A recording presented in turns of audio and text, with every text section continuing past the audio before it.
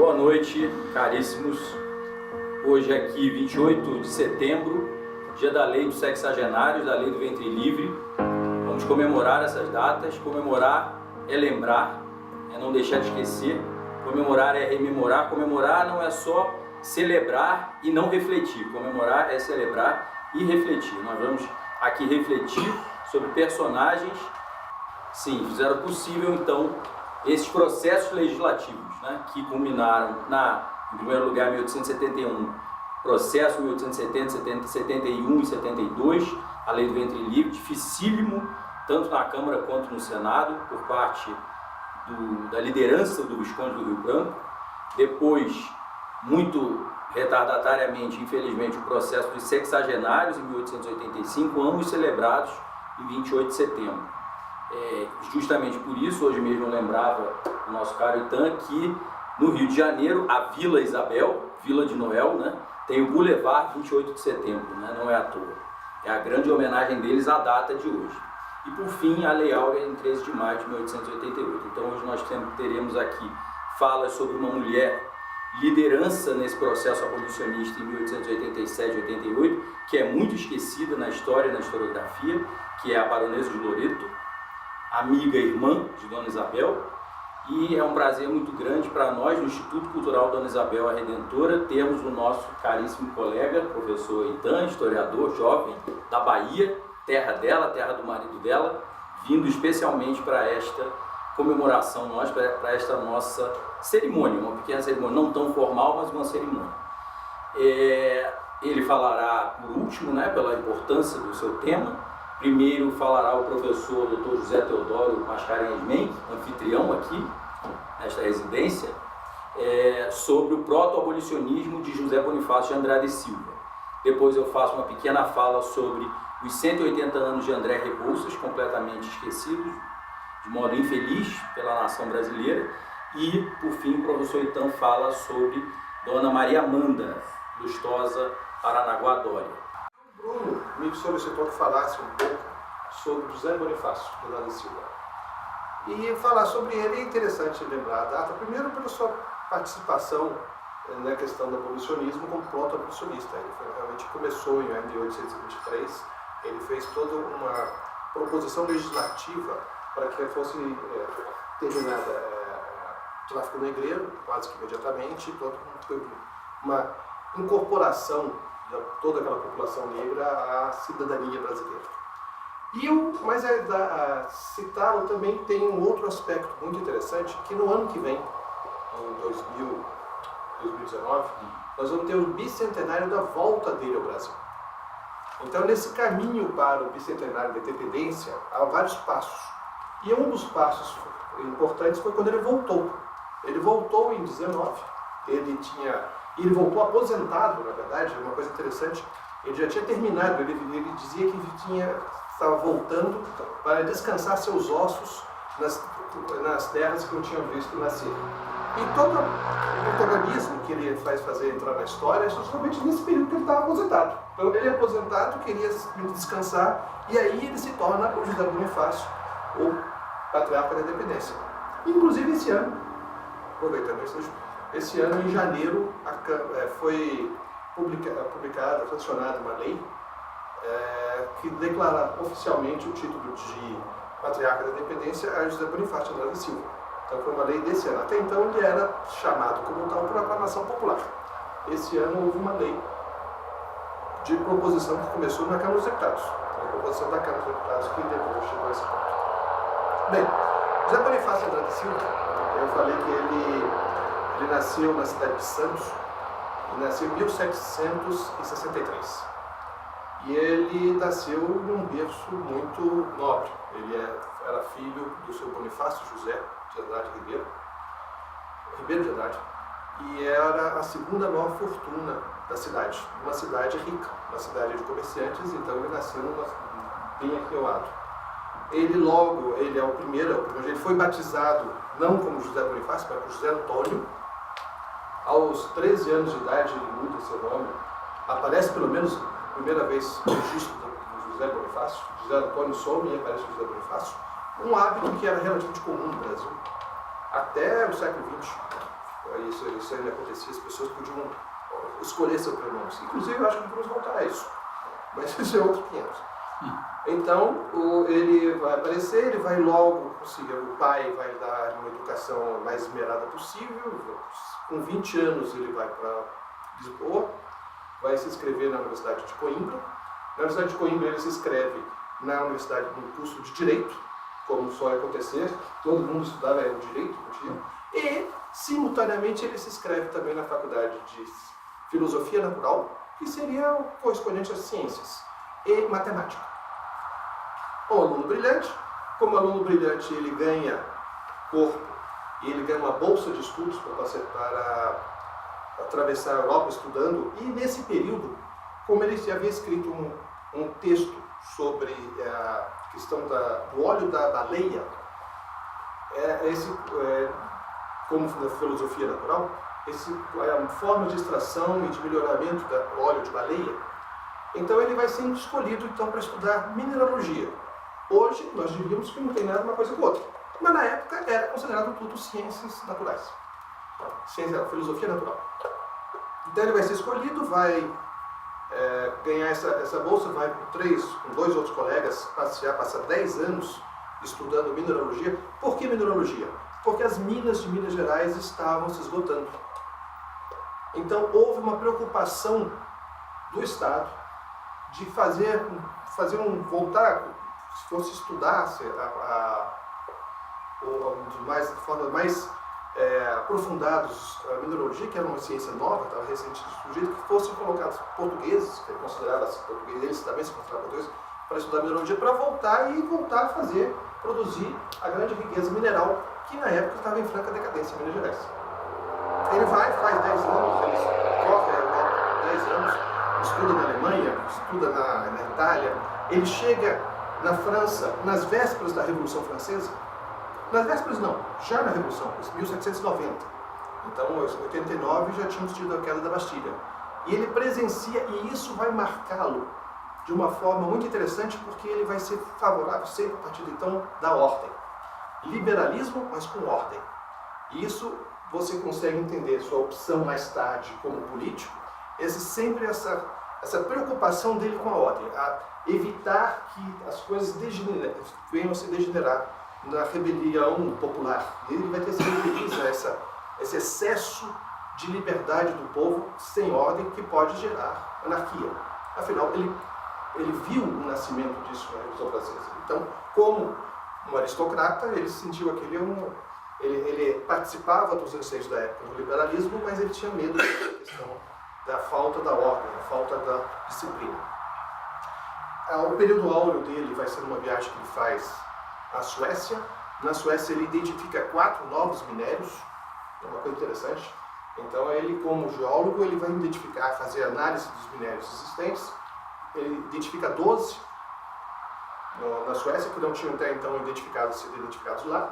E desses 12, 4 nunca tinham sido identificados.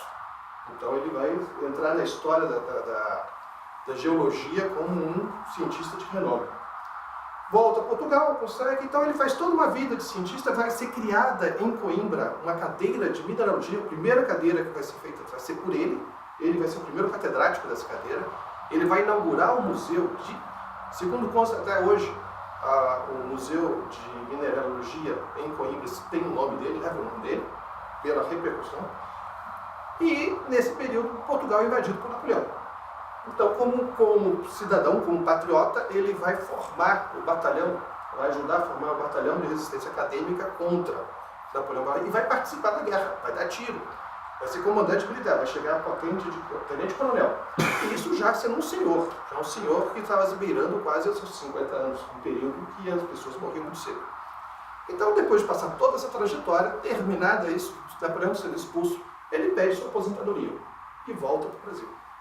Aqui chegando no Brasil, ele volta para São Paulo, volta para Santos, é convidado, passando pelo Rio de Janeiro, Dom João, então aqui residente, convida-o para cargos públicos, ele não aceita, ele prefere, ele quer se aposentar, ele quer voltar para sua terra, ele quer se encontrar com a mãe, que não havia, desde quando ele tinha seus 20 anos.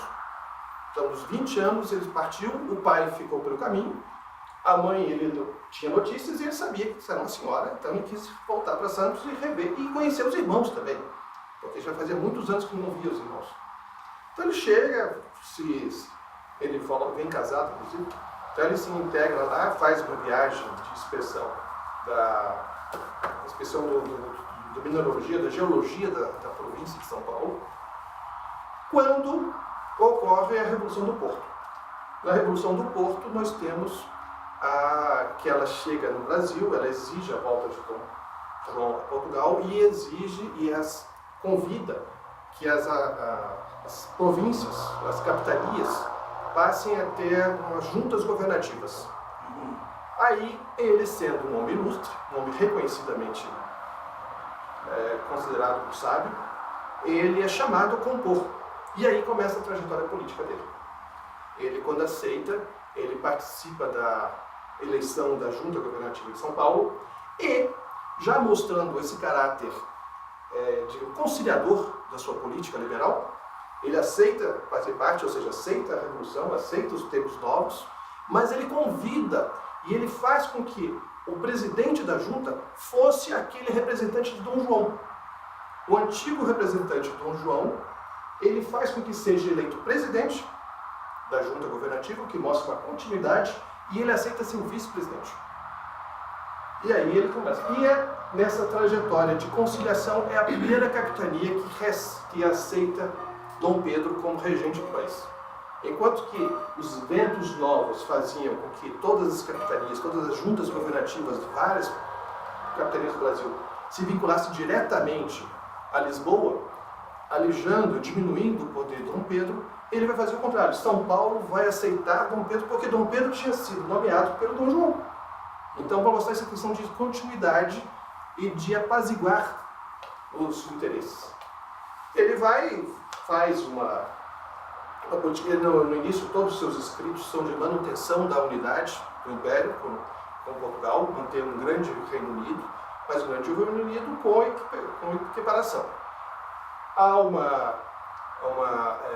As cortes de Lisboa, nós sabemos que não apoiaram essas iniciativas, elas que tinham interesses nitidamente neocolonialistas, eles queriam repetir a situação anterior e pior, uma situação pior do que quando Dom João veio. Aí então, ele mesmo vai sentir que não é possível, em certo momento, não é possível mais reconciliação. E ele parte para o Rio de Janeiro para entregar uma missiva da Junta Governativa de São Paulo, dizendo que o Dom Pedro não podia aceitar as ordens de Lisboa, as ordens de retornar a Lisboa. Então, antes do dia do fico, naquelas iniciativas que levaram o Dom Pedro a fazer o fico, o próprio Dom José Bonifácio ele vai redigir e vai para entregar pessoalmente uma comitiva de São Paulo, quando ele é convidado a ser, ele conhece primeiro desembarca perto da fazenda de Santa Cruz, conhece a dona Leopoldina, há um entendimento muito bom, conversam em alemão, há poucas pessoas no Brasil com quem ela podia conversar em alemão, porque das suas viagens ele tinha estudado em Freiburg. Então ele conquista, ele é um senhor, já com seus 60 anos, ela é uma garota, seus 20 e poucos anos, o Dom Pedro também é um garoto, e ele consegue então, e ele é convidado por Dom Pedro a se assumir como ministro de Estado, ministro do Reino dos Negócios Estrangeiros. Aí começa realmente a trajetória nacional. E nessa trajetória nacional, ele havia uma série de projetos iluministas, projetos de que o Brasil podia ser uma nação. E dentro desses projetos, havia obstáculos. O primeiro obstáculo que ele identifica seria a questão dos índios. Os índios tinham de ser cristianizados, tinham de ser incorporados à cidadania. E os negros. Os negros, a situação de um país escravocrata era uma situação que impediria qualquer desenvolvimento possível. Qualquer desenvolvimento social, econômico, teria como empecilho maior, teria de superar esses dois empecilhos, trazer os índios e os negros. Os negros tinham de ser incorporados como cidadãos. Mas eu falei antes que a grande preocupação dele era com a desordem. A desordem para ele era um bicho. Porque ele tinha presenciado o início da Revolução Francesa, ele sabia o que tinha acontecido na Revolução Francesa, e ele sabia que quando você tem, você deve controlar. Então ele faz todo um projeto, esse projeto de como se deveria fazer essa incorporação, tanto dos índios quanto dos negros. Mas esse projeto também devia passar, ele era liberal, ele era fruto do seu tempo. E o liberalismo pressupõe o quê? Pressupõe, dentro da concepção do século XIX, uma assembleia legislativa, o poder legislativo deve ser entregue aos representantes do povo, e esses representantes do povo é que devem gerir e fazer com que haja, incorporar esses novos ideais, essas novas organizações sociais. Então ele vai patrocinar como ministro do nosso primeiro imperador, ele vai organizar, entre as coisas, a convocação da Constituinte, a primeira Constituinte brasileira, em contraposição, inclusive, àquelas cortes constituintes lisboetas, que queria liberalismo só para eles. Ele fala, eles são liberais só para eles, para nós não. Porque nós não somos tão portugueses quanto eles. Então, a partir dali, deixou de ser português e passa a ser brasileiro. E nessa proposição sobre a incorporação do negro, que é o que estamos discutindo hoje, é uma proposição que ele vai redigir para a Assembleia Constituinte Legislativa do Brasil, do Império do Brasil. Ele vai partir do pressuposto que essa integração dos negros à cidadania tem que ser paulatina. Inicialmente, tem que terminar o tráfico negreiro. Mas esse tráfico negreiro também não pode terminar da noite para o dia, então ele bota um prazo de 5 anos. Nesses 5 anos vai se fazendo taxas. Essas taxas vão ser separadas. Deve-se aumentar a importação de mulheres. Por quê? Porque até então importava-se muito homem, e os negros, homens, iam para a senzala, e ele achava que um homem precisa ter um vínculo de casamento, devia ter uma família. A família era algo importante. Então é preciso favorecer a importação de escravas mulheres para que se casem com esses negros e assim seja criado um núcleo familiar. Os núcleos familiares já existentes têm que ser preservados. Então começa a restringir uma série dos poderes dos proprietários. Os proprietários vão paulatinamente, ele faz todo um projeto no qual o proprietário vai perdendo aquele mandonismo tão típico dos nossos proprietários rurais, e vai colocando e vai transferindo esse mandonismo para o Estado. Esse Estado vai paulatinamente, os negros passam a não mais serem passíveis de serem punidos nas fazendas, só podem ser punidos na cidade, só podem ser punidos depois de julgados por um juiz. Então não é mais o dono do escravo que vai dizer que ele é relapso e ele vai ter que convencer o juiz daquela falta. Então tem toda uma escala. José de Bonifácio tinha um dom, além de ser uma pessoa genial, ele tinha um dom muito grande de criar inimigos. Ele criou inimigos do pecado. Ele no final da vida, o período político dele foi muito curto. Foram 2 anos, não chegaram a 2 anos, o período que ele mandou o país. Mas a quantidade de inimigos que ele juntou foi incrível. E, obviamente, que isso acabou criando resistências generalizadas ao seu projeto político. Então, logo vai ser excluído do poder. O próprio Dom Pedro, dentro daquele um jovem, um rapaz suscetível a ser bajulado, de certa forma, Dom Pedro vai ser, de certa forma, não vai conseguir se relacionar bem de uma forma perene com o Zé Bonifácio, e a história nós conhecemos. Ele vai ser afastado, ele vai voltar para a Assembleia Constituinte. A Assembleia da Noite da Agonia vai ser dissolvida, ele vai ser preso, vai ser remetido para a Europa, ele passa mais 7 anos no exílio. Quando termina, Dom Pedro o perdoa. Ele volta ao Rio de Janeiro, mas ele volta já, dessa vez é para se aposentar mesmo, ele pensava. Chegando no Rio de Janeiro, mais uma vez ele é surpreendido pelos fatos, quando o Dom Pedro I, ao renunciar, pede que ele seja o tutor do Pedro II, Dom Pedro II. Então, mais uma vez, os fatos chamam a ribalta. Vai ser um período final da sua vida, ele já está com quase 70 anos, ou já está com 70 anos, numa época que as pessoas não chegavam a 40. Então ele vai aceitar, mas ao aceitar, ele incorporou os inimigos do Dom Pedro. Ele vai passar a se incorporar quase que sendo o continuador do autoritarismo de Dom Pedro I. Basicamente o Feijó, que era o grande ministro da Justiça, que era o homem forte da regência trina permanente, vai dizer que é ele, ou eu, ou José Bonifácio, ou eu. É uma inimizade política que vinha já de São Paulo, no período anterior, eles já se conheciam lá.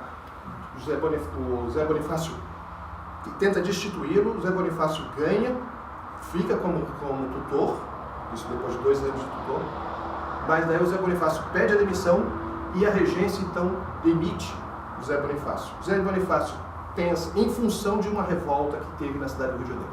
Foi uma revolta na cidade do Rio de Janeiro e o Feijó disse que essa revolta tinha sido insuflada pelo Zé Bonifácio, o que não foi provado. O Zé Bonifácio disse que não foi, mas é demitido, vai para a ilha de Paquetá, se exila, é aberto um processo, ele não corre a revelia, ele não se defende, ele disse que não vale a pena se defender mais, afinal de contas, já o senhor Dalso já estava lá fazendo um favor ao Pedro I ser, agora estão querendo processá-lo, ele é absolvido, ele não se defende ainda ser absolvido, e logo depois ele falece. Então, o mais interessante dele, além da trajetória de um homem brilhante para o seu tempo, foi essa questão de projetos para o país. Ele deixou essa trajetória curta da Assembleia Legislativa, da Assembleia Constituinte. Ele fez essas 2 grandes memórias, a da incorporação dos índios e a da incorporação dos negros à sociedade, e uma série enorme de projetos, inclusive a questão de escola. Ele falava que era necessário criar uma universidade em São Paulo, ele falava a questão de transporte, a relação da capital da cidade, da capital do Império, que tinha se transferido para o interior. Era um homem de grande visão, iluminista. E como tal, ele imaginou um novo país. E o interessante é que boa parte dessas suas propostas vão sendo, ao longo do século, de uma forma ou de outra, meio capenga, sendo institucionalizadas. Então, para não me alongar mais, eram essas as curtas considerações que eu queria fazer em memória do Zé Bonifácio, que no ano que vem vai fazer 200 anos da volta dele ao Brasil. Já o aposentado que mais fez e mais marcou a passagem pelo Brasil. Então, muito obrigado a todos.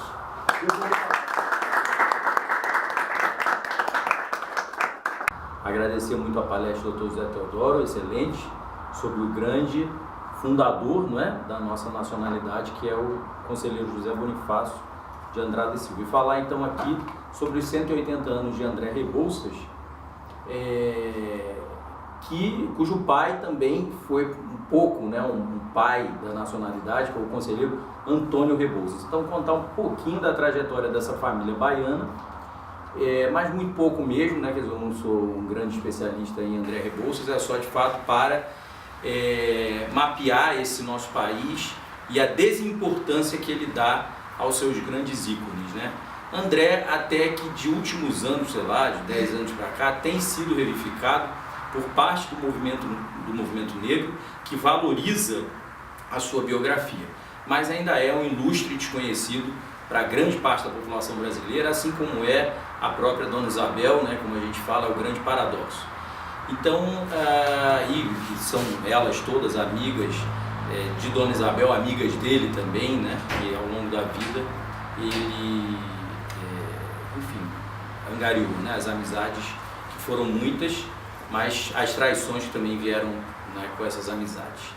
André Rebouças nasceu em 38 em Cachoeira, no interior da Bahia. O pai dele, que viria a ser conselheiro do Império, se destacar como rábula, né, quer dizer, advogando sem ter o diploma necessariamente, bacharel em Ciências Sociais e Jurídicas, como a gente dizia no século XIX.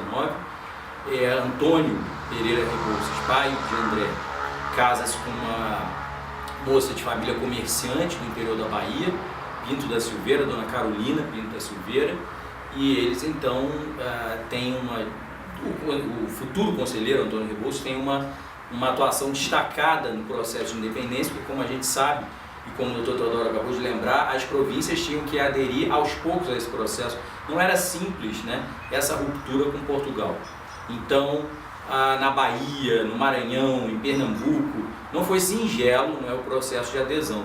Muita gente morreu, muita gente que discordou, mas, de fato, muita gente aderiu também, né? As aristocracias locais sopesavam o que era melhor para elas, né? Aderir e ganhar alguma coisa ou não aderir e perder mais do que ganhar se, de fato, a emancipação chegasse, a independência se concretizasse. O futuro conselheiro Antônio Rebouças Já mulato, como se dizia, o termo do século XIX era esse, de fato eles empregavam. Ele era filho de um alfaiate, disse, né, isso, que ele era filho de um alfaiate português com uma negra liberta, né? Até hoje não se sabe muitos detalhes, não se tem muitos detalhes biográficos dessa senhora Dona Rita, mãe do conselheiro Antônio Rebouças. É algo que cada vez se deve pesquisar mais e parece que tem sido feito, né? Mas então ele e os irmãos partem todos para estudos, né? O conselheiro Antônio tinha 2 irmãos professores de medicina e de música, né? A faculdade de medicina era, a gente lembra, na Bahia, né? São Salvador. E Antônio, portanto, tem irmãos, tem vários irmãos. Eu me lembro de 2, que um professor de medicina, o outro professor de música, mais eminentes, né? O conselheiro Antônio adere de todo o coração a esse processo de mente, né? A esse processo da independência, e depois a gente sabe que aí, após o fim abrupto do primeiro reinado, não abrupto, mas enfim, o fim complexo do primeiro reinado e o início do período regencial, vem as rebeliões pelo país inteiro. Quer dizer, essa independência, esse processo, né, gestado pelos que são os nossos pais fundadores, como os norte-americanos falam, Founding Fathers, né, nós temos os nossos também. Esse processo, então, tem nas regências, com a ausência na regência, né, no período regencial, que tem algumas regências, né, trina provisória, trina permanente, depois regência una, padre Feijão, enfim, na figura dos regentes, não gera na população, nas populações que não eram ainda totalmente identificadas com essa brasilidade, não gera muita confiabilidade, não gera confiança nas pessoas, e ocorre que esses processos de revolta, de rebelião, pipocam no país inteiro, né? Na Bahia tem-se a Sabinada, né? Local, né? Salvador, interior, e o Antônio se coloca aí como soldado destacado das forças leais ao Império, cuja sede é a Corte no Rio de Janeiro, contra qualquer processo de emancipação local. É muito interessante que o processo da Bahia já era um processo, o Itan, depois nosso caríssimo baiano vai aqui falar da importância dos baianos no Império. É importante dizer que era um processo interessante, sui generis, de dizer que ia se separar temporariamente, não é isso, Itan? Do Império. Depois voltava justamente quando Dom Pedro II fosse declarado maior. Então era uma coisa meio monarquia, meio república, que era a cabeça da população, quer dizer, o povo estava acostumado com a figura de gente autoritária no poder, quer dizer, Dom Pedro I era autoritário, evidentemente, o conselheiro José Bonifácio era autoritário, o Dr. Teodoro falou, poderia ter dito, vítima de várias intrigas palacianas aí, sempre justamente alegando isso, que ele era autoritário e que não tinha tantos méritos quanto se fazia crer, etc. Isso no caso do Bonifácio. E no caso dos administradores regenciais, era complexo mesmo, todos tinham uma origem política, né? Teve até padre, né? O padre Diogo Feijó. Então não era com tranquilidade que eles eram vistos pelas elites locais e mesmo pela população. A gente sabe que inclusive os indígenas, eles se destacaram no processo de rebelião no Pará e em Pernambuco, né? Onde hoje está Pernambuco, era maior, claro, a Sambarcaba, que hoje tem Alagoas, etc. Os indígenas, os cabanos, né? Teve os cabanos do Pará, evidentemente, mas houve uma revolução cabana também em Pernambuco. Isso tudo, e interessantemente, a de Pernambuco pedia a volta de Dom Pedro I ao Brasil, né? Os indígenas mesmo, mas por fim Dom Pedro morre, Dom Pedro I morre em 34. Então, voltando aos Rebouças aí, que sempre dá uma volta para... O futuro conselheiro Antônio se dirige para o Rio, década de 40, com a sua família.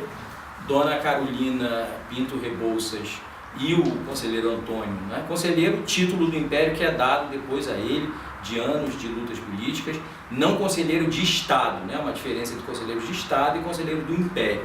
Conselheiro do Império são aqueles que o imperador nobilita dessa maneira, né? Dando o título de conselheiro de Sua Majestade o Imperador, diferente de membro do Conselho de Estado, que era uma instância consultiva, mas também deliberativa do Império do Brasil.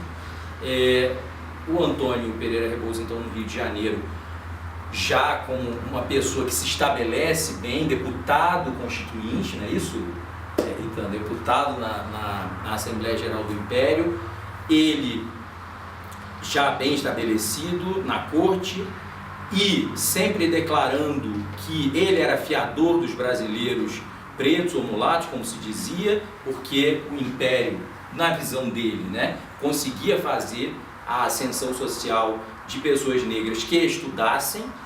Isso, né, parcialmente é verdade, de fato, muito embora evidentemente houvesse racismo. É evidente que havia, e é evidente que esses caminhos eram sinuosos. E o que ocorre é que ele então se dizia o fiador dos brasileiros. Sobre ele há uma biografia excelente da professora Keila Grimberg, do Rio de Janeiro. Justamente o nome é Fiador dos Brasileiros. Então o conselheiro Antônio Pereira Rebouças faz os filhos estudarem de melhores colégios, né? Colégio em Petrópolis, Colégio Cópica em Petrópolis, Colégio no Rio de Janeiro. Antônio Rebouças Filho é o mais jovem e André é o mais velho. André Pinto Rebouças, né? O nosso escolhido aqui, o nosso grande herói, né? André Pinto Rebouças e Antônio Pereira Rebouças Filho se matriculam depois em colégio militar, né? Tem uma formação para engenharia militar, são bacharéis em ciências físicas e matemáticas, são ambos brilhantes, né? São ambos brilhantes, os irmãos Rebouças. De fato, as homenagens que se prestam a eles nunca são debalde, nunca são muitas, nunca são excessivas, porque eram brilhantes e serão grandes engenheiros desse país. Só que Antônio vai morrer cedo, Antônio Filho, e André vai ficar para a senectude, para a grande obra que virá depois, que é a abolição, da qual a gente vai falar um pouquinho. Então André tem essa formação com o irmão, são engenheiros militares que viajam aí o país para conhecer as nossas obras, né, militares, enfim, o que o Império tinha, era tudo, claro, não se compara com hoje em dia, mas a estrutura de engenharia militar e civil do Império, que ainda era pequena, né, claro.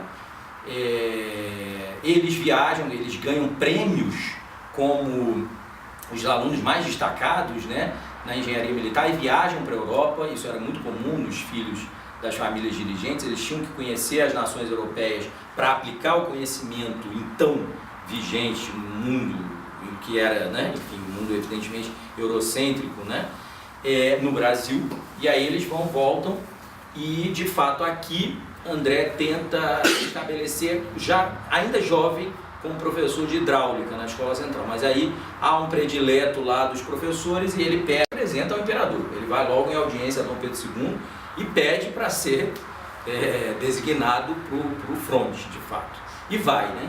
Vai, aí ele fica muito próximo do príncipe, consorte, herdeiro, que era o Conde de, né, marido de Dona Isabel, e essa amizade se manterá pela vida inteira, embora com muitas divergências, mas ele era de fato muito amigo, ficará muito amigo de Toné, que era ordenança do príncipe Dom Gastão, Conde de, né, e ele, né, primeiro-tenente, não sei se era a patente hierárquica agora, não me lembro, mas acho que sim, tenente engenheiro, acho que sim, ou major, eu já não me lembro. Enfim, e aí André, acompanhando Toné e o príncipe, que era evidentemente marechal do exército imperial brasileiro pelo seu casamento, André Rebouças então tem uma atuação interessante na Guerra do Paraguai. Eu não saberia dar detalhes, mas dizem que ele criou até um torpedo, né? Então isso é coisa para outros apresentarem melhor. E só que ele contrai, se contagia com varíola. Ele, de fato, quando era criança, apesar de ter vivido uma certa idade avançada do século XIX, como todo lembrou, André, ele sempre foi meio enfermiço, né? Por incrível que pareça, o irmão morreu jovem, né? Ele ficou até velho, mas ele sempre foi uma pessoa meio doente. Ele, quando era criança, foi acometido de bexiga. E tem até uma passagem interessante que ele conta que a mãe dele exclamou pedindo a ajuda de Santa Isabel da Hungria, né, quando ele era bebê, porque ele dizia, as pessoas tinham medo de mim, porque eu tinha sido contaminado, não sei o que lá, e aí o bebê lá, coitado, né, vindo na viagem para o Rio, uma coisa que obviamente era difícil, né, dificultada pelos padrões de transporte do tempo.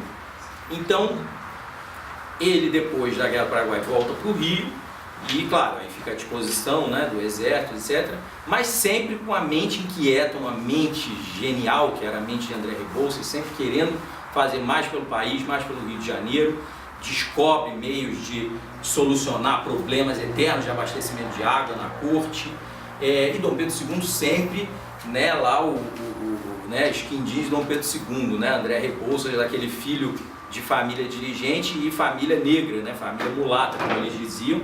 Então Dom Pedro II evidentemente também via isso com bons olhos.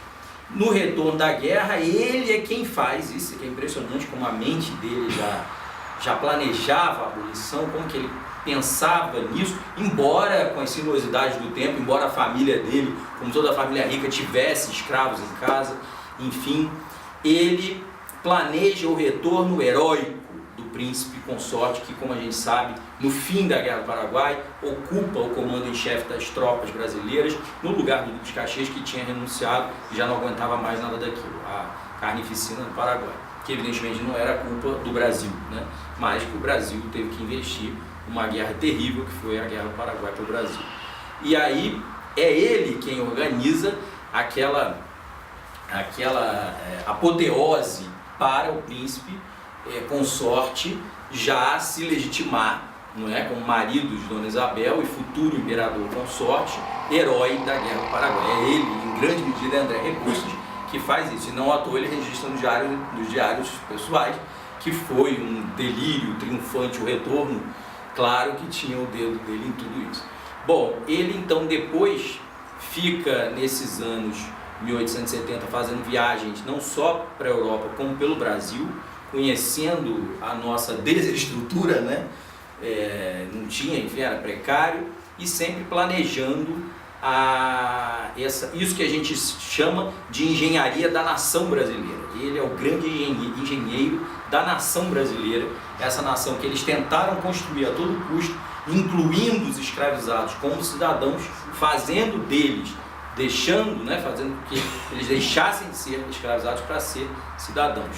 É um processo, tudo é um processo. A mãe dele tinha perdido, depois perde o pai em 1880, perde figuras com as quais o pai tinha convivido, como o Visconde do Rio Branco, que o queria muito bem, até o Visconde de Itaboraí, muito conservador, gostava imensamente dele, porque, como eu falei, era um filho, né, era um filho família, como se dizia, era um rapaz aristocrata, né, de família já aristocrática, posto que negra para o preconceito do tempo.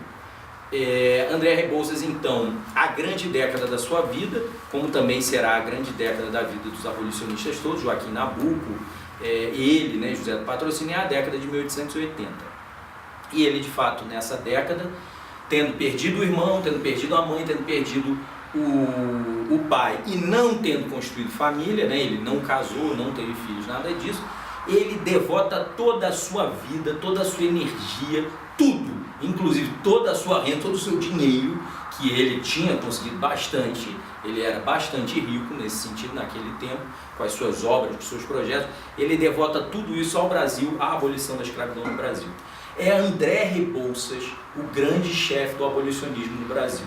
Não é como a gente pensa Joaquim Nabuco. A gente pensa que é Joaquim Nabuco porque Joaquim Nabuco, isso muito posteriormente, muito depois, em 1905, muito depois que a República tinha sido proclamada, ele adere à República. E justamente porque Joaquim Nabuco adere à República adere a ele, né? E passa a também exaltá-lo. Até então, ele era um subversivozinho lá, filho de um grande estadista do Império, que é o pai dele, aliás, é o nome da biografia do pai dele, que ele escreve, Joaquim Nabuco. Mas ele, enfim, era uma inteligência, etc., mas não tinha aderido à República. Quando ele adere, aí a República aparece, aí começa, né, as exaltações a Joaquim Nabuco. E elas chegaram a nós.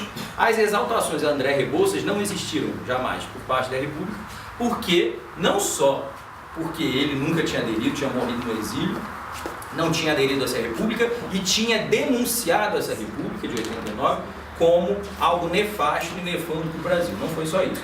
É que de fato incomodava o fato dele ser negro também. Então, André Rebouças, ao contrário de Nabuco, não é santificado, deificado por uma historiografia dita republicana.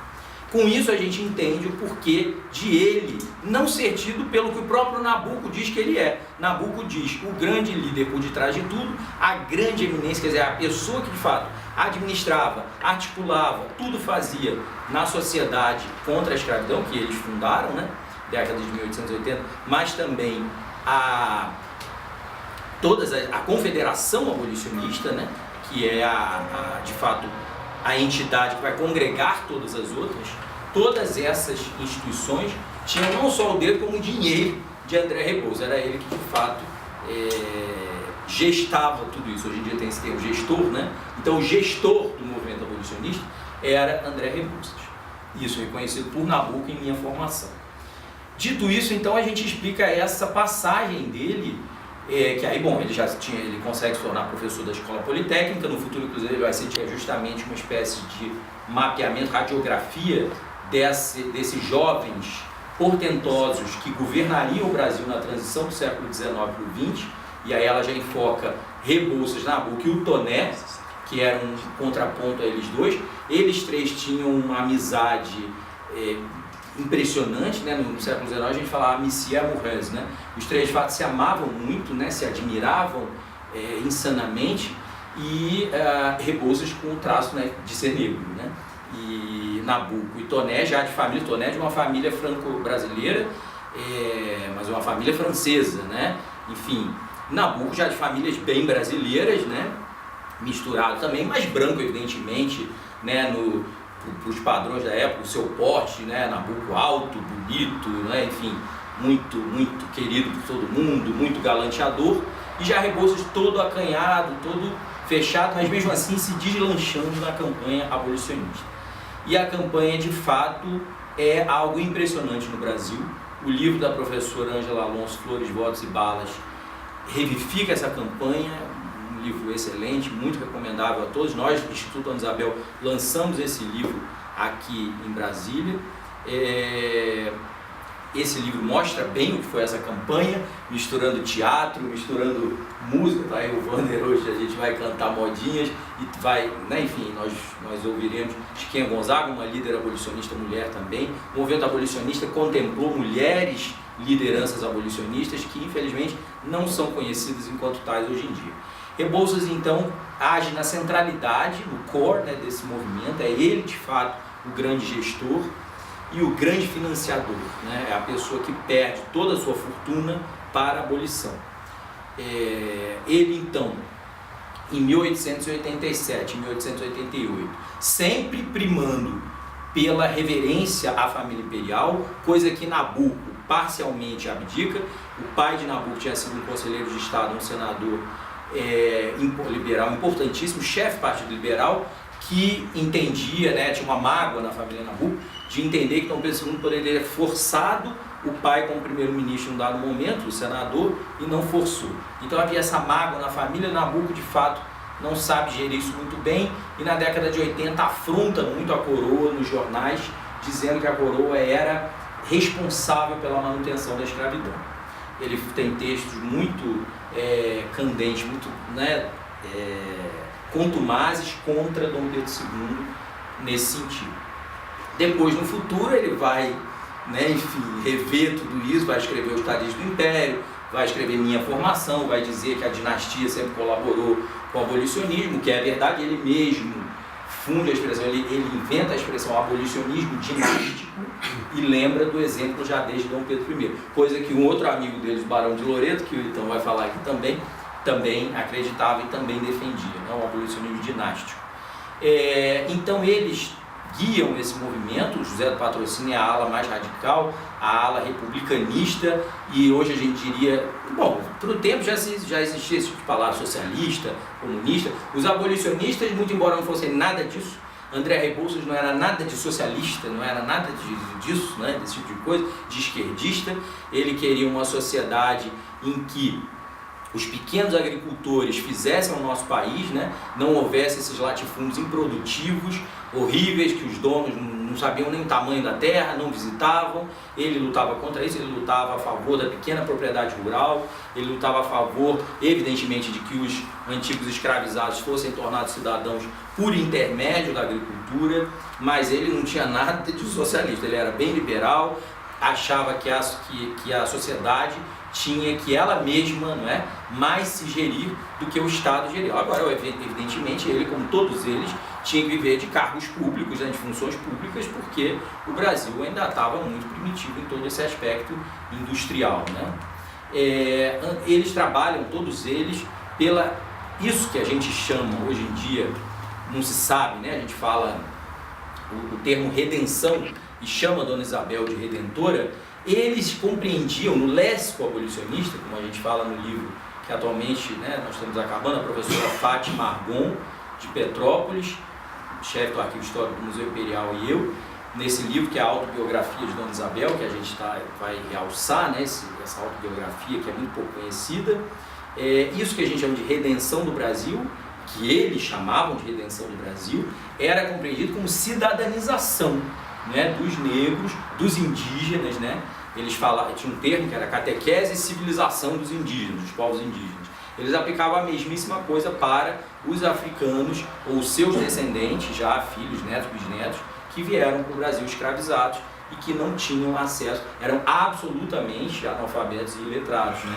A população brasileira livre também era analfabeta, né? Não eram só os escravizados. Então, a campanha deles, que isso que eles então chamam no léxico abolicionismo, ao dizer de redenção, é a cidadanização de todos, né?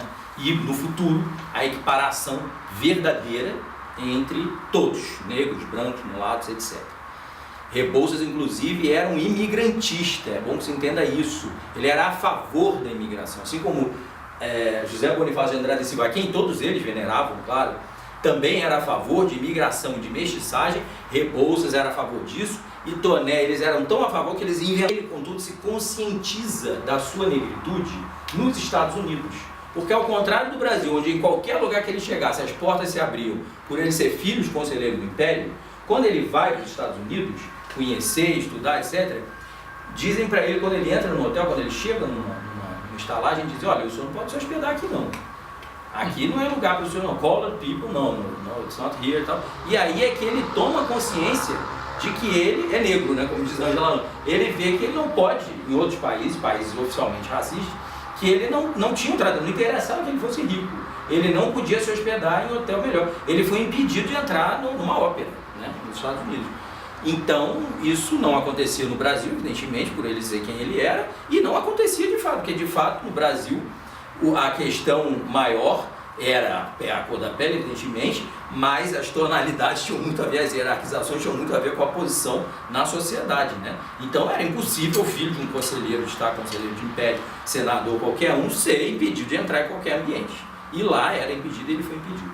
Então, ele, de fato, dali em diante, né, na década de 1870, 1880, há essa metamorfose em André Rebouças de se transformar, de assumir, digamos, entre aspas, a sua negritude, vamos colocar nesses termos anacrônicos do século XIX, mas enfim, vamos colocar assim, assumir a sua condição de alguém de cor, como se dizia, e que tinha que acabar, exterminar com a praga do Brasil, que era a escravidão. O Brasil, se a gente considerar que nós somos Ocidente, é o último país, né, no dito Ocidente, junto com Cuba, que era colônia espanhola, a abolir a escravidão. Isso não é à toa, a nação brasileira, infelizmente, era uma nação escravista. Banalizava e naturalizava a escravidão no Brasil. Como eu falei, a tal ponto que os Rebouças estiveram escravos até a década de 1880, quando ele inicia essa grande campanha.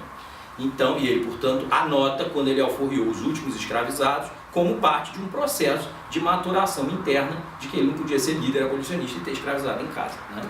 Então, de fato, isso era terrível, era impregnado no Brasil, e os brasileiros, com o movimento abolicionista atuando, se conscientizaram de que era uma nação atrasada, escravista, e passaram a enxergar que o futuro era a libertação dessas amarras coloniais da escravidão. A campanha é, evidentemente, de idas e vindas, evidentemente, como diz lá, lembra a professora Angela Alonso, de flores, votos e balas. Ela tem um período de flores, né, do ventre livre, com muita dificuldade do Visconde Rio Branco conseguir isso tudo, mas depois vem a época eleitoral, de tentativa de eles ocuparem os cargos do Legislativo e conseguirem isso no Legislativo, sempre, na maior parte das vezes, baldados, né, e por fim vem as balas mesmo, porque aí quando assumem gabinetes reacionários, como o gabinete do Barão de Cotegipe, aí era uma repressão absoluta, era a tentativa do Exército e das forças policiais, de fato, não só perseguirem, como matarem os quilombolas e matarem e perseguirem também os abolicionistas. Então eles também colocavam a sua vida em risco, todos eles, mesmo sendo pessoas importantes, de famílias aristocráticas, estavam todo mundo colocando a sua vida em risco pelo bem maior da nação brasileira. E aí, em 1887 para 88, o Brasil finalmente consegue, com grande dificuldade, não sem dificuldade, né, superar a escravidão com a Lei Áurea. O Itan vai aqui falar de Dona Maria Amanda, eu não vou me alongar, mas só lembrar que de fato Rebouças, e aí com isso eu termino, porque há muito para falar sobre ele, a gente não tem como falar tudo de forma alguma. Rebouças é um grande herói desta nação, infelizmente esquecido. Dona Leopoldina fosse colocada no livro, entrou lá, mas enfim, já teve disputa entre os deputados, enfim, está lá parado. Mas a gente fez o projeto de lei e fizemos outros projetos de lei para que o nome de André Rebouças, José do Patrocínio, depois vamos fazer outros, mas atualmente foram esses, né? Joaquim Serra do Maranhão, João Clapp, que era do Rio Grande do Sul, foi para o Rio de Janeiro, Antônio Bento, que era o chefe dos Caifás, o grande abolicionista de São Paulo, enfim, o projeto de lei para que os nomes deles sejam escritos no livro dos heróis da pátria no Brasil. Então, pelo menos essa iniciativa nós tivemos, o processo já caminhou, está em bom caminho, não é isso, doutor? E deve haver, para o ano que vem, um bom desfecho e os nomes deles finalmente figurarão no livro dos heróis da pátria. É um absurdo que até hoje os nomes não figurem com outros nomes aí que têm uma importância menor do que os deles. Então, de fato, o nosso trabalho no Instituto Dona Isabel é esse, é o neoabolicionismo, é o resgate histórico-cultural e a retomada social do abolicionismo, em alguma medida, né? E, portanto, revivificar esses homens e essas mulheres, como o professor Itan vai falar aqui, é fundamental para nós nos entendermos, nós nos compreendermos essa nação que é muito difícil, né, politicamente de ser compreendida, uma nação cada vez mais despedaçada politicamente, né, mas uma nação que já teve muitos projetos que não eram para ela dar no que ela deu, né? De fato era uma nação voltada para um grande futuro, um grande porvir que nunca, infelizmente, chegou. Mas nunca chegou porque esses homens e essas mulheres foram banidos, né, da história do Brasil, do próprio país. Muitos deles morreram, como, aliás, acabando aqui eu posso falar, André embarca no próprio navio com a família Bragança, quando há a proclamação que é o fim para todos os negros. E então ele, num movimento que o próprio príncipe consorte, Dom Gastão, acha estranho, ele diz... Eles eram muito amigos, então ele tinha liberdade. O conde descreve para a Condessa de Parral dizendo: Dr. Rebouças, com seu procedimento bizarro, diz que vai deixar a vida, vai deixar tudo e vai nos acompanhar. Porque o barão de Ramis, que era o aio dos príncipes herdeiros, filhos de Dona Isabel, tinha família, mulher, filhos, não podia ir. Então ele diz: eu vou no lugar. E aí na viagem ele fica feliz porque Dom Pedro e Dona Isabel dizem que ele que vai ser o aio dos príncipes. Aio aí no sentido de preceptor, de professor, de tutor, né? Como José Bonifácio tinha sido de Dom Pedro II. Então, nesse exílio amargo, ele vai ver Dom Pedro II morrer, né? Dom Pedro II morre em dezembro de 1891, ele, Rebouças, fica completamente transtornado, nunca mais vai voltar ao normal, e ele também se recusa a voltar ao Brasil. Nabuco e Toné, mesmo perseguidos pela República, tentam inúmeras vezes, de 1891 a 1898, que ele volte ao Brasil, mas ele não volta, ele vai para a África, conhecer a África, também se decepciona mais ainda de ver o estado dos países frutos da colonização europeia, vive uma depressão infinda, que por fim ele vai para a Ilha da Madeira, e a maior parte dos biógrafos, a maior parte dos estudiosos considera que ele se suicidou se jogando, né, de um penhasco. Então ele é encontrado morto, e a história de André, né, infelizmente, é uma metáfora desse Brasil que se perdeu na transição do século XIX para o século XX. Um Brasil que tinha muito para dar certo e não parece que tenha dado certo, né, porque, de fato, até hoje a gente vê as consequências do que se fez nessa transição. Esse homem de transição, portanto, o grande engenheiro da nação brasileira, morre desta maneira.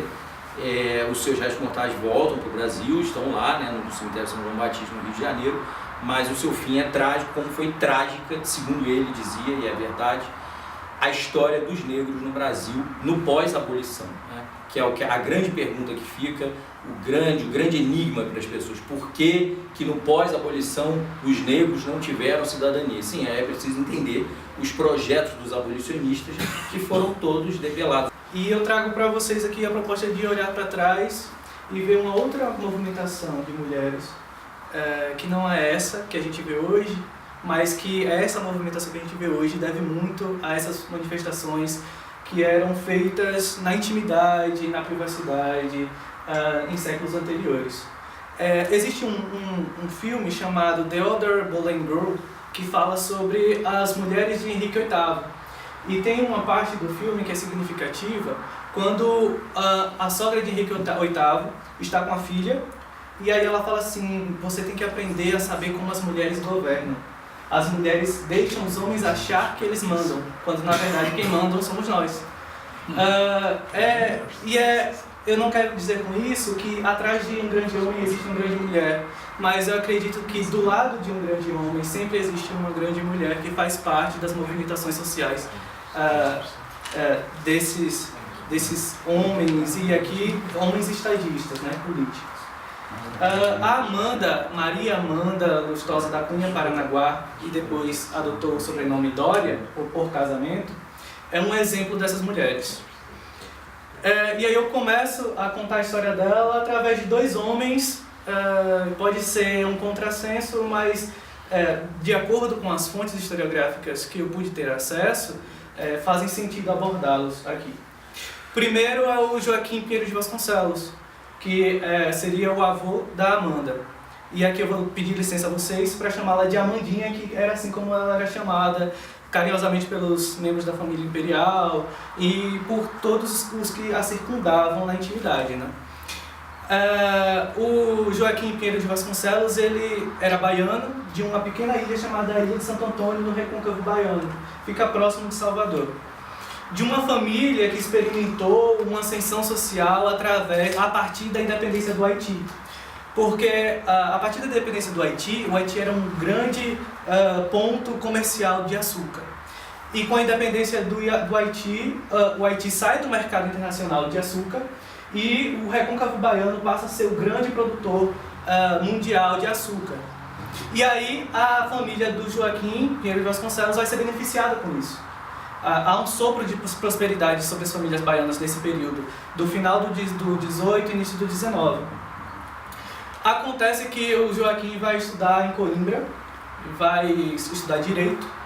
Ele volta para cá em 1810, quando a família real já estava aqui no Brasil. E ele vai se aliar aos ideais de independência do Brasil. Ele vai lutar a favor do reinado de Dom Pedro I. E nisso se trava as batalhas na Bahia, tanto que a gente comemora na Bahia a independência do Brasil duas vezes. Em 7 de setembro, que significa 7 de setembro, se refere a 7 de setembro de 1822, e 2 de julho, que é 2 de julho de 1823, que é quando as tropas portuguesas são definitivamente expulsas da Bahia. Chamado João Lustosa da Cunha Paranaguá, vai estudar Direito na faculdade, acredito que ainda era a faculdade de Olinda, Direito de Olinda, de Olinda. E aí, lá ele conhece o filho do Joaquim, que é o Ricardo Pinheiro de Vasconcelos. E aí, o João Lustosa da Cunha Paranaguá já tinha feito as primeiras letras na Bahia, e já tinha um certo conhecimento sobre o Joaquim, e tinha um certo conhecimento de que o Joaquim tinha uma filha. Então eles se casam. O João Lustosa da Cunha Paranaguá com a Maria Amanda, a mãe. A mãe e filha têm o mesmo nome. Só que a Maria Amanda Pinheiro de Vasconcelos. E nisso eles têm, tudo indica que a Amandinha foi a primeira filha deles.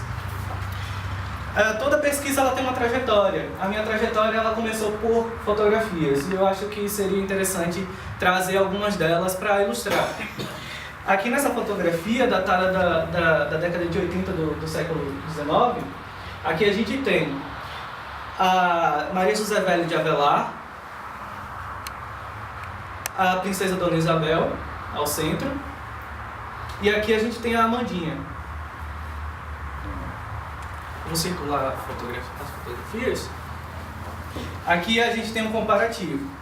A Amandinha jovem e a Amandinha idosa.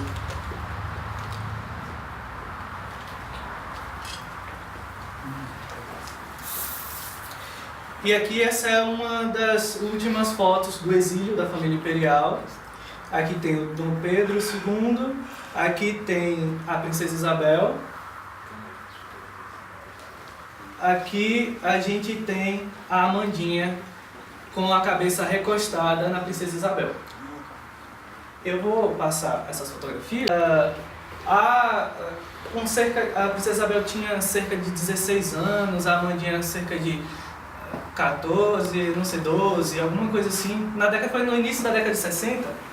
Elas estavam brincando num jardim em Petrópolis e, por um acidente, a visão da direita da Amandinha foi atingida pela pá de um avião que foi acidentalmente manuseado pela princesa Dona Isabel. E isso acabou fazendo com que a Amandinha perdesse a visão direita do olho. Nisso, num acontecimento embaraçoso, o imperador mandou fazer um olho de vidro que substituísse a visão da Amanda. 4 contos de réis, se eu não me engano, Pedro Calmon cita, é uma fortuna. E a Amanda passa a ser pensionista da Casa Imperial para o resto da vida, quer dizer, para o resto da monarquia, porque a monarquia se finda, enfim. E aí vocês podem observar pela fotografia que a Amanda sempre se posiciona de maneira a ocultar a parte direita do rosto, justamente por causa desse acidente. Anos depois, principalmente na década de 80, esse triste episódio vai ser usado por republicanos para constranger a família de Dona Amanda, no sentido de atribuir a ascensão do pai e do marido, e aí eu vou entrar na questão do marido daqui a pouco, atribuir ao sucesso familiar na política por causa desse acidente, né? Que diriam que o imperador estava com remorso e a família teria se aproveitado disso, o que é improvável, o que eu discordo veementemente. Por quê? Tanto o pai quanto o marido e até o irmão dela vão assumir vários cargos na administração pública e seria improvável que isso acontecesse se esses homens não tivessem um mínimo de habilidade política. Aí a Amanda vai casar com o Franklin Doria. Franklin Doria é um baiano também, nasceu na Ilha dos Frades, na fazenda de Nossa Senhora do Loreto, no Recôncavo Baiano também. As famílias já se conheciam, frequentavam a mesma freguesia, enfim. E o Doria vai se mudar para a corte e lá eles se casam em 1868. E é muito interessante, e eu fui muito sortudo, porque o Doria ele tinha um apreço imenso pela história. Então ele fez questão de, antes de falecer, redigir tudo o que aconteceu na vida dele. Tem um livro de memórias impressionante, que ele faz uma cronologia da vida dele com os cargos que ele ocupou, enfim, os acontecimentos familiares também. E acontece que ele lista a parte dos convidados do casamento dele. E aí a gente vê vários ministros e conterrâneos, né? Porque muitos do gabinete de 68, que cai em 68, que é liderado pelo Zacarias Góes Vasconcelos, tinham vários baianos. E aí a Amanda passa a ser esposa, o Franklin tem um apreço imenso sobre literatura, inclusive ele tinha contatos com o Machado de Assis, recebia o André Rebouças em casa. E aí dá para saber isso por causa do livro de memórias dele, que está depositado no IHGB no Rio de Janeiro. E aí eu tive que ir para o Rio e fiquei lá pesquisando nas coleções, porque antes de morrer o Franklin disse que queria que fosse doado tudo o que era dele para o Instituto. E aí assim que ele morre em 1906, a mulher dele vai e doa parte da documentação para o IHGB. Em 1924, a Amanda vai e doa mais outra parte da documentação familiar para o IHGB. Ou seja, o IHGB se tornou um repositório familiar da memória dessas pessoas. E do próprio Império, porque é novembro de 89, mas essa proclamação ela vem surpreender o marido da Amanda e todo mundo. Mas o marido da Amanda ele estava em uma condição de ministro do Império. E aí eu estava falando com o Bruno quando eu estava vindo para cá, que a princesa Isabel escreve para ela o seguinte: minha querida queridíssima, a maneira como ela escreve, soube que o Doria está ministro do Império. os meus parabéns vão para vocês, que sempre demonstraram fidelidade e tal. E aí ela termina com a seguinte maneira: minha ministrinha, e dá várias exclamações e sublinha. O que é muito interessante de se perceber, porque ministro é um cargo ocupado oficialmente por homens. E naquela condição estávamos tendo uma princesa imperial, que seria a futura imperatriz do Brasil, chamando uma outra mulher de ministrinha. E ministrinha no diminutivo, que conferia esse caráter de intimidade, de amizade, de apreço. E aí vem a proclamação da República em 15 de novembro de 89. A Amanda estava na casa da irmã em Santa Teresa, na casa da Dona Argemira. E o Doria tinha sido aquartelado com os outros ministros para que fossem forçados a pedir demissão. Eles pedem a demissão, e aí existe um diário chamado Diário de Bernardina, que é a filha do Benjamin Constant. E aí ela escreve o seguinte: que os ministros foram aquartelados e foram forçados a renunciar, e que o Deodoro, não me lembro exatamente o militar, que disse o seguinte para o Barão de Loreto, que era graças à esposa dele que ele estava sendo solto naquele momento. Ou seja, era uma mulher que gozava de uma influência monstruosa. Acontece que ela vai ser surpreendida em Santa Teresa, como eu falei, na casa da irmã. Assim que ela soube, ela vai e ela passa a defender questões educacionais. Isso já é em 1881. Ou seja, já tinha se passado a lei do ventre livre, que era de 28 de setembro de 71. E então, esse engajamento educacional por essas crianças significava também que ela estava disposta a expandir a proposta de educação para os ingênuos, para os libertos, para os escravos filhos de escravos, que já não eram mais escravos, né, eram ingênuos, depois da lei. E aí ela volta para a corte em 81, porque o marido dela é chamado para ocupar a pasta do Ministério da Justiça, no gabinete Saraiva, que era outro baiano. E aí a gente vai ver vários baianos ao longo da história do Império. E ela passa a defender ainda mais com frequência e com vigor a questão da educação para essas crianças.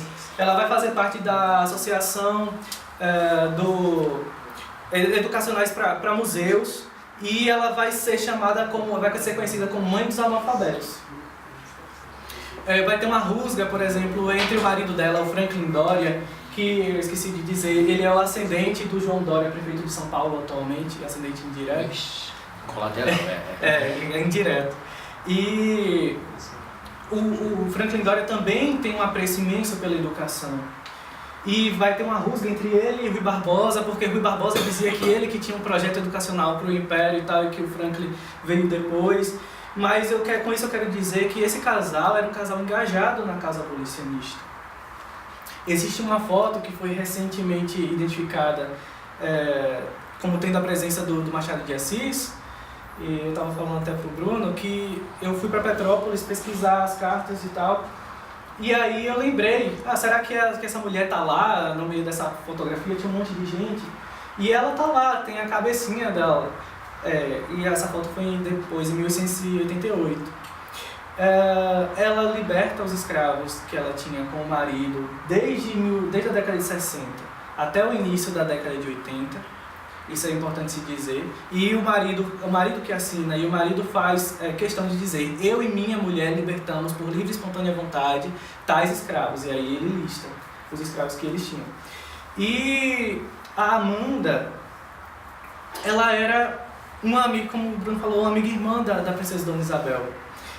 Existia um volume imenso de cartas da princesa Dona Isabel dizendo assim: olha, o meu cupê vai passar na sua casa, eu quero que você venha aqui me ver, obrigado pelos abacaxis que você me mandou.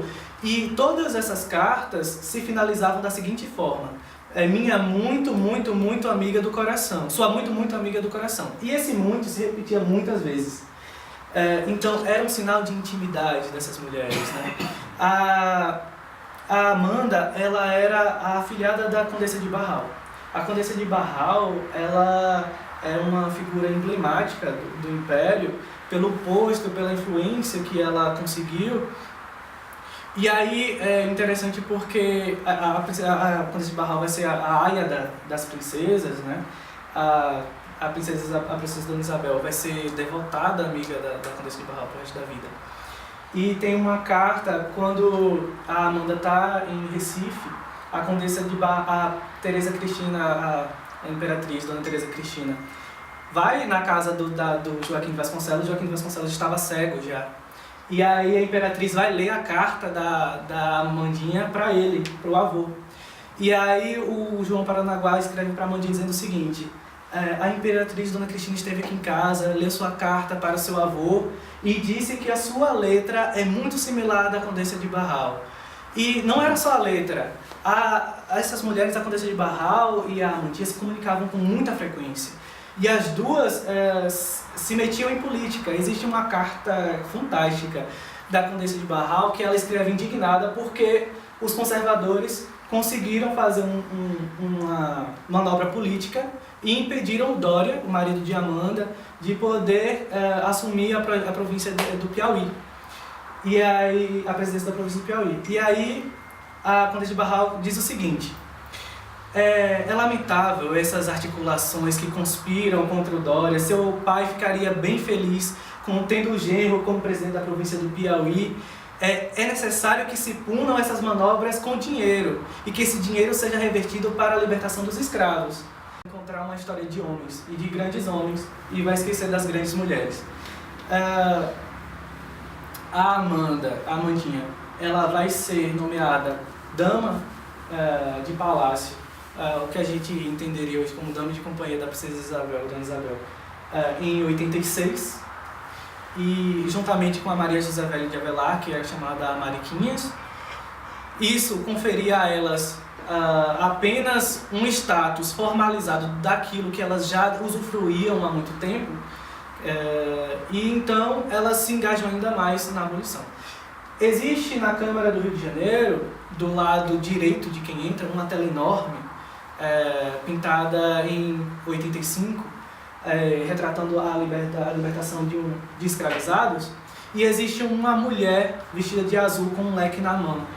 E a mulher lembra muito a Amandinha, e eu acredito que seja, realmente. Porque ela faz parte de associações educacionais. Naquele momento tinham 2 associações educacionais naquele momento, da pintura. E era uma mulher extremamente engajada, politizada, tocava piano, tinha o inglês e francês com fluência. E aí acontece que vem a abolição. E ela estava presente na abolição, na votação da abolição, e ela era os olhos e os ouvidos da princesa Dona Isabel.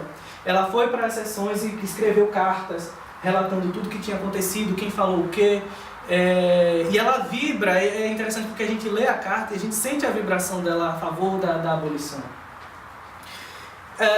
Por esse engajamento dela todo, meses depois, 3, 4 meses depois, com a regência da princesa Dona Isabel, ela é alçada à condição de baronesa de Loreto com o marido Barão de Loreto, em referência ao nome. E aí é que se começa a produção da Menina dos Olhos do Instituto Histórico e Geográfico Brasileiro, que são os 4 diários que a Amanda escreve desde do embarque no Alagoas até a volta dela para o Rio de Janeiro em 1890. Esses diários expõem informações muito preciosas. Ela conta como ela recebeu a notícia da morte da imperatriz Dona Teresa Cristina.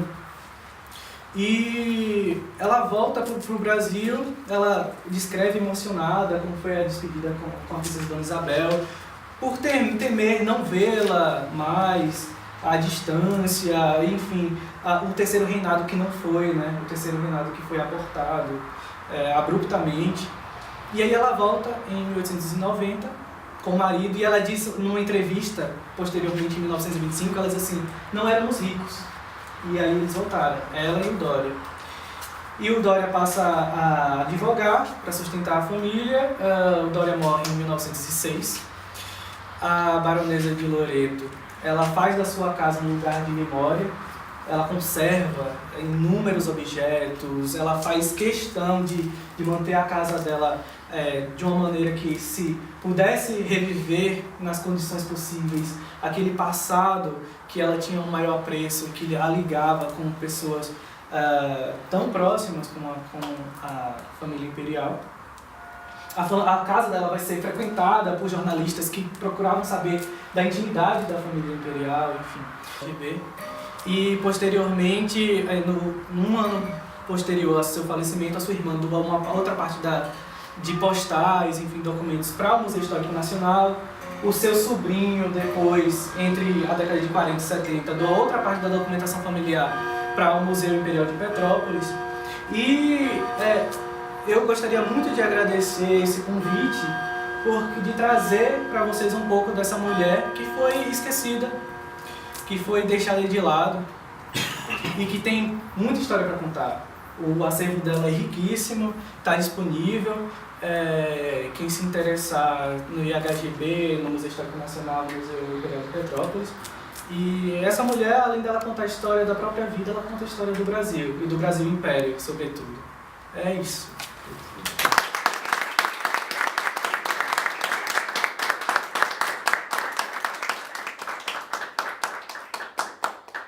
Agradecer imensamente ao caro professor Itan, jovem historiador, promissor baiano, né, como Dona Amanda, como o doutor Dória, Barão de Loreto, e lembrar que neste livro, O Imperador no Exílio, que a editora Linotipo Digital e o Instituto Dona Isabel relançaram, quer dizer, reeditamos, né? Pegamos o livro dele, originalmente publicado em 1893, fascículos em jornais, depois reunido em livro, e publicado também em décadas de 2000, dizendo que não sabia, e aí como ele, muitos não sabiam, do primor que era a escrita de Dona Amandinha, né?